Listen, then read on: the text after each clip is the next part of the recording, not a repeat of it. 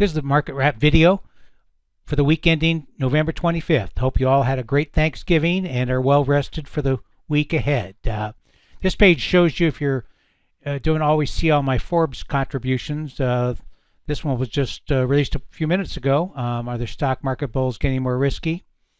And then earlier in the weekend, I focused on the gold markets, which looks pretty interesting here. And then a continuing series, you want to know more about relative performance. There's a series of articles on that topic. Let's get to the charts. Well, heading into last week, I was a little concerned about the weekly dojis in a number of the indices, but we held above the doji lows all week, so that was a good sign. And by Tuesday, midday anyway, the AD numbers had really kicked into positive gear.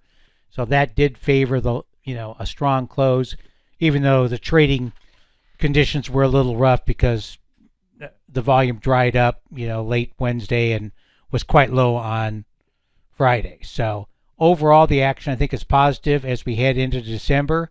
As we'll talk in a little bit, the futures turned negative on Friday, so we could get a little pullback. If we do, I think it'll hold. So you look at the Spider Trust, this downtrend is right around 411.30. The next key level is this 431.73. That's the high from August 19th. A strong close above that level would be pretty convincing evidence that this is more than a bear market rally, which I think is the case. AD line has turned up sharply. It's been chopping around on a weekly basis like I've never seen before, and key resistance here at line C. The QQQ weekly chart does not look nearly as strong. You can see we still not closed back above the 20-week EMA here, so we need to get above this high. I think it was at 293.26 to signal a test of the further resistance. AD line is back to positive. It was negative last week, back above its moving average. It could still go either way. If we get some negative numbers on a weekly basis, it'll drop back below its moving average. And we haven't shown the relative performance on the Qs. Part of that article on learning from the financial crisis back in late 2008, 2009, the relative performance analysis really pointed out that the QQQs were going to be the place to be in the next bull market, along with healthcare. Not so much now. You can see this has been a well-established downtrend. It really topped out here in December, of 21. We had a pop here in the summer, but still making new lows. So, first of all, it's got to get above its moving average, and then, probably get above, the resistance right here in order to signal that it's become a market leader. Doesn't look likely for a while. The daily AD lines are looking much better after last week, particularly, of course, led by the S&P. So you can see we've cleared over that. The 20-day EMA is just closed above the 100-day, and it's also above the 50-day here. So that 390 area also corresponds to the doji lows. Is a good level of support that should hold on a pullback given how the AD line is looking. Impressive new highs here. It's well above its moving average, so it's a little extended on the upside, but the moving average is still clearly rising. So that's a good sign. The NYSE stocks only also made a new high, as did the all, but both are not nearly looking as strong as the other measures. So something to keep an eye on. Looking at, first of all, in green here, the number of S&P stocks above the 20-day EMA up to 90%. So it's a little overextended, but that doesn't mean we have to top out here. We did at higher levels in August. The percent above the 50-day still looks positive. Typically, in a strong move up, it'll stay up around the 70 to 90 area for some time. Also encouraging that we continue to see higher highs and higher lows in those stocks in the S&P 500 above their 200-day moving average. In terms of the NASDAQ 100, you can see, as expected, this looks like it could bear the brunt of any new selling early in the week. This is kind of a short-term bearish pattern here. So we could see a move back into that 16 to 30 area. That'll take a little of the positives from last week off the market and could drop back into that 272.75 area, which is where the daily Stark band is. The AAII numbers are getting a little more bullish. You can see we're in a shallow uptrend here. You'd probably like to see it get above 35 to, I think the long-term average is like 38 or something, to signal a real change in that sentiment. Money managers look a little more bullish, 65% roughly. So we've broken that pattern of lower highs, but you'd like to see it get above 80 and this prior peak to suggest that the institutions are getting back in line. I think that is likely happening looking at the fund flows as we head into the end of the year. Particularly many of the fund managers have been in cash and because of the action early in the year, so they probably need to, as they say, dress up their portfolio before they close the books. Value lit out again this week. You can see the ratio is turned down. Still, in a downtrend here. The momentum, does favor value. Let's look at a longer term chart. This is the monthly chart. In a clear downtrend, as I've been talking about since we formed this high back in the end of 21.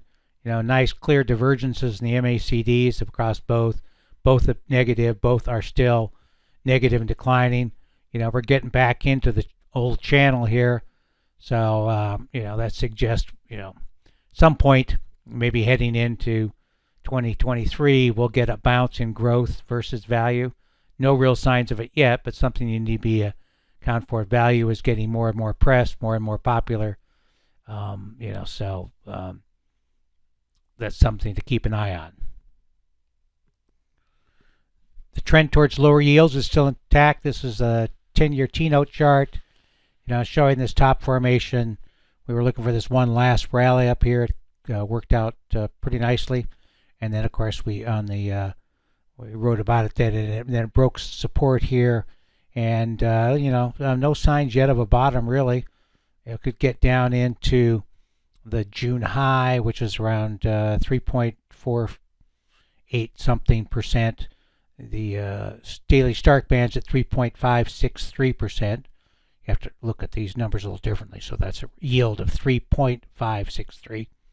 MACDs, nice divergence at the highs, still negative. So you're looking for, maybe we're, comparing cycles, maybe we're somewhere in here, which allows at least for a few more weeks on the downside.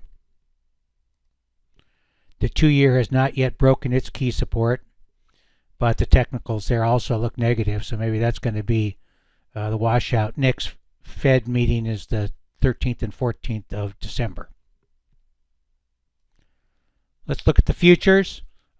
Better week this week. The prior week it was pretty choppy, heading into the 14th and the 16th. So we lost on the short side here. We lost about 5 points, and then on the next long signal here, we lost about 19 points, and hit one of our targets here. So that made things a little bit on the better on the 17th, and then started to build in here at this nice little flag below it's one of the pivot levels I often illustrates at 39.41. Held really nicely on a closing basis. So for this week, turned back to positive here on Tuesday at around 39.66. Hit the first target at 40.08, 40.29, and then stopped out of the remaining part at 40.30 if you were still long. So levels to watch, on the upside here, 40.41 here on is resistance. Initial support there, 40.21. The first target here is just above at 40.08, just above the weekly pivot.